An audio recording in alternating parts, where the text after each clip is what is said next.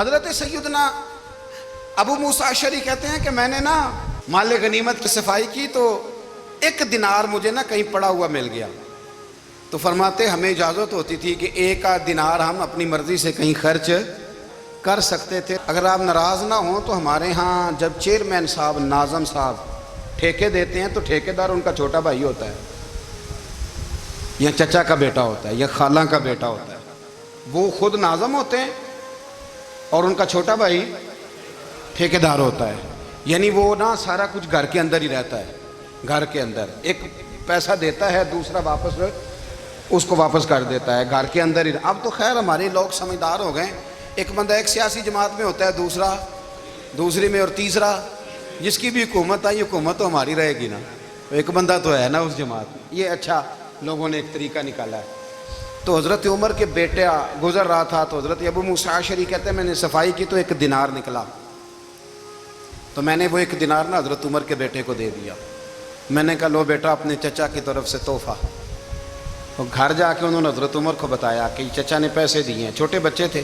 حضرت عمر نے حضرت ابو موسیٰ اشعری کو بلا لیا اور بلا کے فرمانے لگے میں تو تمہیں اپنا دوست جانتا تھا اور تو نے میری اولاد کو ہی دنیا دار بنانا شروع کر دیا، میرے بچوں کو ہی تم نے دنیا دار پیسوں پہ لگانا شروع کر دیا، میں تو تمہیں یار سمجھتا تھا۔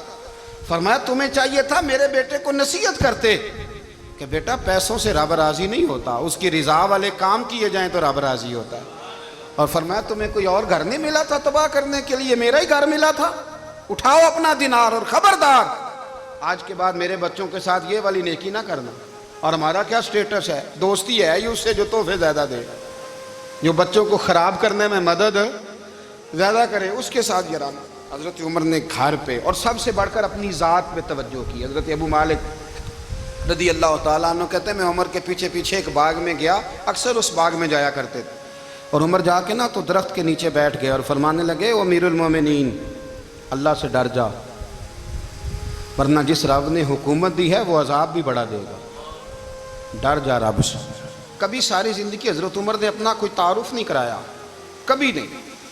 ایک بندے نے آپ کے سامنے تعریف کر دی آپ کی تو فرمانے لگے تو خود بھی ہلاک ہوا اور مجھے بھی ہلاک کر دیا، کیا ضرورت پڑی ہے میری تعریفیں کرنے کی، اتنی دیر میری تعریف میں لگائی، اللہ کا ذکر کرتا رب تجھے ثواب دیتا، حضور پہ درود پڑھتا تو رب تیرے اوپر رحمتیں نازل کرتا، کس چکر میں ہے؟ آج جتنا اچھی کوئی خوشامد کرے اتنی اچھی وزارت ملتی ہے، جتنی اچھی اس کو جو ہے وہ چاپلوسی کرنی آیا درجہ بھی اسے اتنا ہی اچھا ملتا ہے۔ حضرت عمر فاروق رضی اللہ تعالیٰ عنہ آپ کے بیٹے کہتے ہیں، صاحب فتوح الشام نے لکھا ہے، آپ کے صاحبزادے کہتے ہیں میں نکلا تو میرے ابا جی نا اپنی پشت پر مشکیزہ رکھ کے کنویں سے پانی بھر کے آ رہے تھے، میں دوڑ کے آگے گیا، میں نے کہا ابا جی مجھے دے دے۔ فرمانے لگے بیٹا تیرا کیا خیال ہے، کوئی اور نہیں تھا مشکیزہ بھر کے لانے کے لیے، تیرا کیا خیال ہے؟ کہا ابا جی بڑے لوگ تھے پر آپ کیوں اٹھا رہے ہیں؟ فرمانے لگے نفس نا ذرا میرا بڑا ہو گیا تھا، اسے ذرا ذلیل کر رہا ہوں، ذرا اپنا محاسبہ کر رہا ہوں، یہ مجھے کہہ رہا تھا تو بڑی چیز ہے، تو میں نا ابھی مشکیزہ گھر رکھ کے آؤں گا، پھر تیری ماں نے مجھے کہا ہے کہ گھر میں لکڑیاں کوئی نہیں جلانے کے لیے، پھر میں جنگل سے لکڑیاں کاٹ کے لاؤں گا، امیر المومنین بن کے نا تو میرا نفس تھوڑا بڑا ہو گیا۔ اب یقین کریں ہمارا آزما خراب ہو جاتا ہے جب تک ہمارا تعارف صحیح نہ ہو، ہمارا تعارف ٹھیک نہ ہو، میں یہ ہوتا ہوں میں وہ ہوتا ہوں، چھوڑ مٹی دیں تے مٹی رہنا ہی، مٹی دیں تے مٹی دیں تے مٹی رہنا ہی، ایویں کادی بلے بلے اج مٹی دے اتے بندیا تے کل مٹی دے تھلے، مٹی دیں تے مٹی رہنا ہی، کادی بلے، مجھے پوچھ لو مجھے جان لو میرا نام لے لو، میں بھی آیا ہوں، میں بھی ہوتا ہوں، میرا بھی یہ تذکرہ ہے۔ جس کو اپنا تعارف کرانا پڑ گیا اس سے بھی زیادہ کمزور کوئی ہے، فوٹو میں دکھاتا پھرتا ہے فلانے کے ساتھ فوٹو، فلانے تو کمزور بندے یہ کام کرتے۔ حضرت عمر فاروق اللہ اکبر، حضرت عمر جیسا بندہ 24 لاکھ مربع میل کا حکمران، اور شاہ روم کو خط لکھ کے کہتا ہے میں منت نہیں کرتا میں حکم دیتا ہوں، اتنا تگڑا بندہ۔ جنگ قادسیہ کے لیے حضرت سعد بن ابی وقاص کو بھیجا، فتوح الشام پڑھ کے دیکھیں، حضرت عمر بڑے پریشان ہیں، اتنے دن ہو گئے کوئی رپورٹ ہی نہیں آئی، اب تو موبائل ہے نا، ایک ایک منٹ کی رپورٹ لیں آپ، بلکہ آپ ایک ایک منٹ کی فوٹو لیں، آپ رپورٹ تو دور رہ گئی۔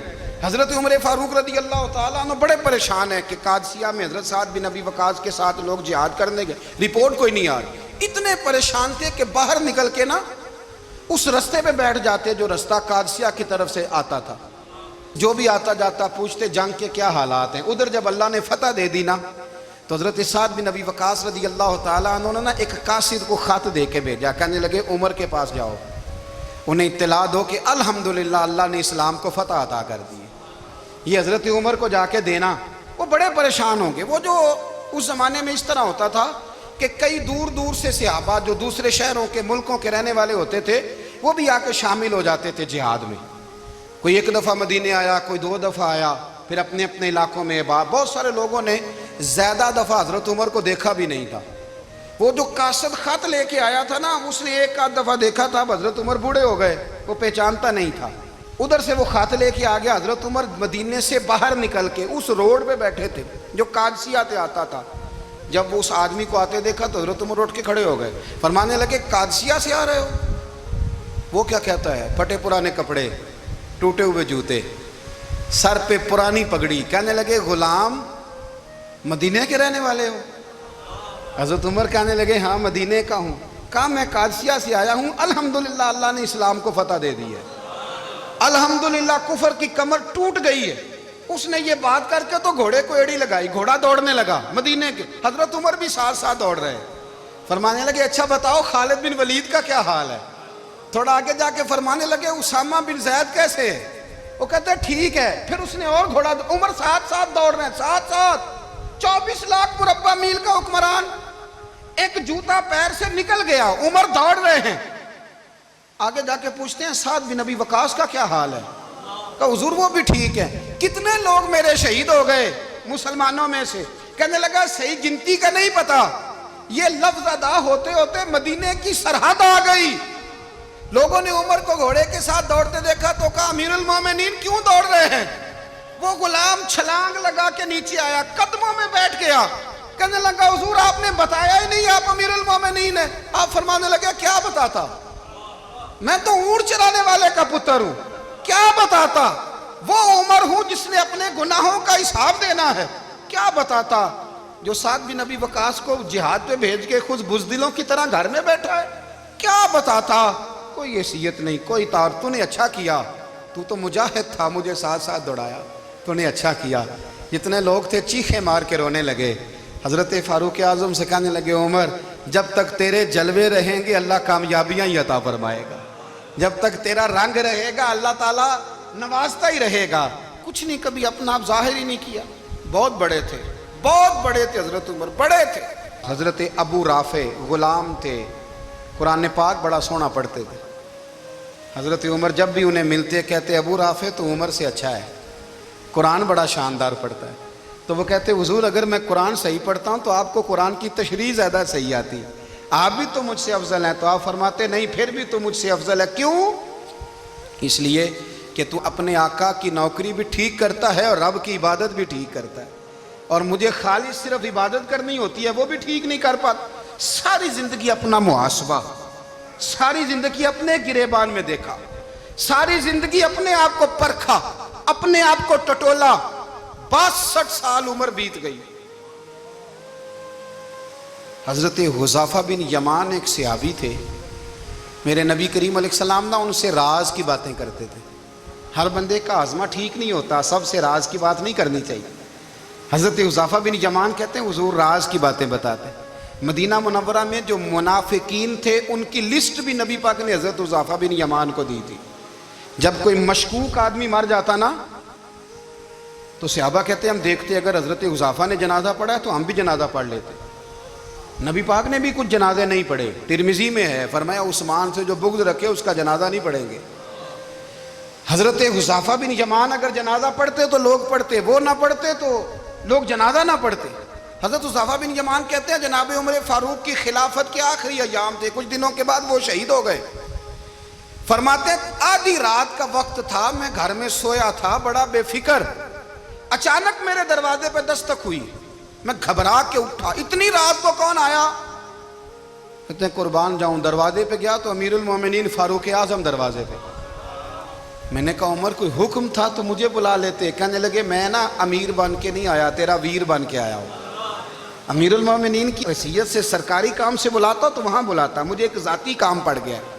کہتے ہیں میں نے عمر کو گھر کی اندر بلا کے چارپائی پہ بٹھایا، میں نے کہا حضور میں غریب آدمی ہوں، میں کیا آپ کے کام آ سکتا ہوں؟ تو کہتے ہیں انہوں نے نا مجھے ساتھ بٹھا لیا، پھر میرا ہاتھ پکڑ لیا، کہنے لگے تو عمر کو جانتا ہے؟ عمر جھوٹ نہیں بولتا۔ تو جانتا ہے؟ عمر وعدوں کا پکا ہے۔ کہا حضور جانتا ہوں۔ کہا میں اس وقت آیا ہوں جب دیکھ بھی کوئی نہیں رہا۔ حضرت حذیفہ بن یمان کہتے ہیں پریشان ہو گیا، حضور پہیلیاں نہ بجھوائے، مہربانی کریں بتائیں کدھر آئے ہیں؟ تو حضرت عمر فاروق فرمانے لگے 62 سال کا ہو گیا ہوں، 63 میں چل رہا ہے، داڑھی سفید ہو گئی ہے، پھل پک گیا، اٹھ فریدہ ستیا، داڑھی آ گئی پور، اگا نیڑے آ گئی، پیچھا رہ گئی دور، اب قبر اشر کا معاملہ صاف نظر آنے لگا ہے۔ کہا حضور مجھ سے کیا چاہتے ہیں؟ حضرت عمر رو پڑے، کہنے لگے آج میں عشاء کے بعد نکلا ہوں تو نبی پاک کے صحابہ مجھے نیک کہہ رہے تھے، پھر میں نے بچوں کی ماں سے اور بچوں سے بھی پوچھا ہے، وہ بھی مجھ سے راضی ہیں، پر حذیفہ تیرے ساتھ نبی پاک راز کی باتیں کرتے تھے، سچ بتا کہیں عمر کا نام منافقوں میں شامل تو نہیں؟ سچ بتا ان منافقین میں تو شامل نہیں، کہیں اوپر سے تو نہیں سارا کچھ؟ حضرت حذیفہ بن یمان کہتے ہیں میں باپ کے مرنے پہ اتنا نہیں رویا جتنا عمر کے سوال پہ رویا۔ میں قدموں میں بیٹھ گیا، میں نے کہا نہیں عمر یہ تو میں نے نہیں سنا، لیکن یہ میں نے نبی پاک سے ضرور سنا ہے کہ میرے بعد اگر کوئی نبی ہوتا تو عمر ابن خطاب ہوتا۔ یہ میں نے اپنے کانوں سے سنا ہے کہ عمر جس گلی سے گزرے شیطان رستہ بدل جاتا ہے۔ یہ میں نے اپنے کانوں سے سنا ہے کہ 950 سال حضرت جبریل جناب عمر کی شان بیان کریں تو پھر بھی بیان نہیں ہو سکتا، یہ میں نے ضرور سنا۔ دوستو ساری زندگی حضرت عمر نے اگر دوسروں کا محاسبہ کیا تو اپنا اور اپنے بچوں کا بھی کڑا خیال رکھا، اپنی ذات پر بڑی توجہ دی۔ جو لوگ اپنا بھول جاتے ہیں نا، ہمیں اپنی صحت کا بڑا خیال ہے لیکن اپنی روحانی زندگی کا کوئی خیال نہیں ہے، قلبی زندگی کا کوئی تصور نہیں ہے۔ آپ یقین کریں موٹا آدمی کمزور ہونے کے لیے جدوجہد کر رہا ہے، کمزور طاقتور ہونے کے لیے، لیکن جس کو کتنے دن بیت گئے اللہ رسول کی یاد میں رویا ہی نہیں، کتنے دن بیت گئے نعت سننے کو دل ہی نہیں چاہا، جسے مہینوں بیت گئے اور قرآن پاک کی طرف نظر ہی نہیں گئی، وہ فکر مند ہی نہیں۔ زندگی زندہ دلی کا نام ہے، مردہ دل کیا خاک جیا کرتے ہیں؟ بھائی حضرت عمر کی زندگی دور حاضر میں ہمیں یہ سبق دیتی ہے کہ کڑی نگرانی رکھو اپنے پودوں کی، کڑا خیال رکھو اپنے ذاتی باغ کا، اور یہ جو تمہارے دل کی دنیا ہے یہ تمہاری روح کی زندگی ہے، اس کا محاسبہ کرتے رہو۔ نبی کریم علیہ السلام نے فرمایا اپنا حساب خود کر لو قبل اس کے کہ تمہارا حساب کیا جائے۔ اپنا حساب، ہم ساری دنیا کا حساب کرتے پھرتے ہیں، کوئی کہاں سے کماتا ہے کہاں کھاتا ہے، پر اپنا حساب حضور نے فرمایا حساب کر لو قبل اس سے کہ تمہارا حساب۔ مولا علی فرماتے ہیں نماز پڑھ لو قبل اس کے کہ تمہاری نماز پڑھی جائے۔ اپنا محاسبہ کریں، تھوڑا سا نا اوپر دائیں بائیں دیکھنے کی بجائے تھوڑی سی گردن جھکا کے نا، درویش کہتے ہیں برے بندے نو میں لبن ٹریا تے جگ تے ملیا نہ کوئی، اپنے اندر چاتی پائی تے میتھوں برا نہ کوئی۔ تھوڑی سی اپنی طرف توجہ دیں۔ ہم نا بے چین وقت گزار رہے ہیں، بے قرار ہیں، بے سکون ہیں، سبب یہ ہے کہ ہم نے نا اپنا حساب کرنا چھوڑ دیا ہے۔ حساب کرو گے، بے حساب تو بندہ روٹی کھا لے تو بیمار ہو جاتا ہے، اور اگر زندگی بے حساب گزرے، گناہوں کا حساب ہی نہ کیا جائے، تقوی کی طرف توجہ ہی نہ کی جائے، تو پھر زندگی دشوار ہو جاتی ہے۔ ہمیشہ مدحت خیر الانام میں گزرے۔